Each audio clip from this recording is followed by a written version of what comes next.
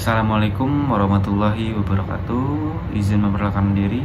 Nama saya Fahri Raini Manaf dari kelas manajemen 22B dengan NPM 224111169. Di sini saya akan sedikit menjelaskan tentang manajemen risiko kredit. Apa sih manajemen risiko kredit?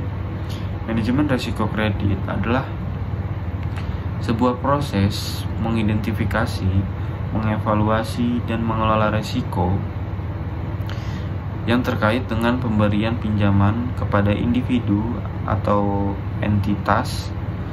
Ini merupakan bagian penting dari aktivitas perbankan dan lembaga keuangan lainnya.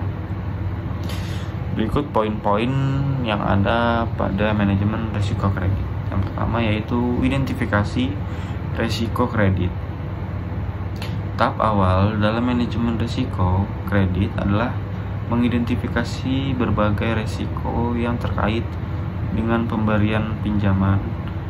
Risiko kredit meliputi kemungkinan default atau keterlambatan pembayaran oleh peminjam, risiko konsentrasi di sektor atau geografi tertentu, risiko likuiditas, dan risiko operasional terkait dengan proses pemberian pinjaman. Selanjutnya yaitu analisis krisis. Proses analisis kredit melibatkan evaluasi profil kredit calon peminjam.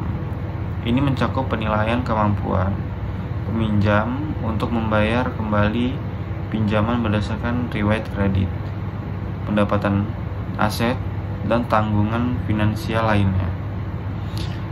Analisis ini membantu dalam menentukan tingkat risiko yang terkait dengan pemberian pinjaman pada peminjam tertentu.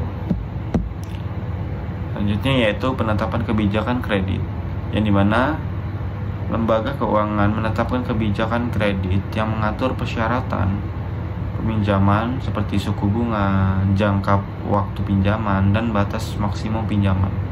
Kebijakan ini didasarkan pada analisis risiko kredit dan tujuan bisnis lembaga tersebut.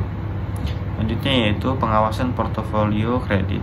Setelah peminjaman diberikan, penting untuk selalu atau terus memantau profil portofolio kredit untuk mengidentifikasi risiko yang mungkin muncul.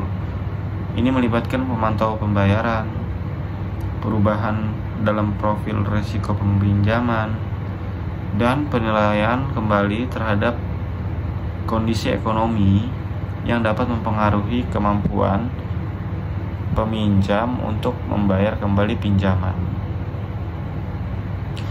Selanjutnya yaitu manajemen risiko kredit secara proaktif, yaitu selain hanya merespon risiko yang ada, manajemen risiko kredit juga melibatkan strategi proaktif untuk mengurangi risiko.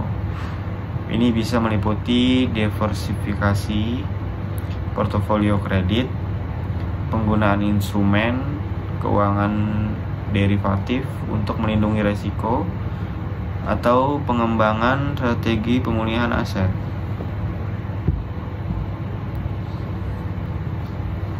Selanjutnya yaitu pemulihan aset. Jika terjadi kegagalan pembayaran, langkah-langkah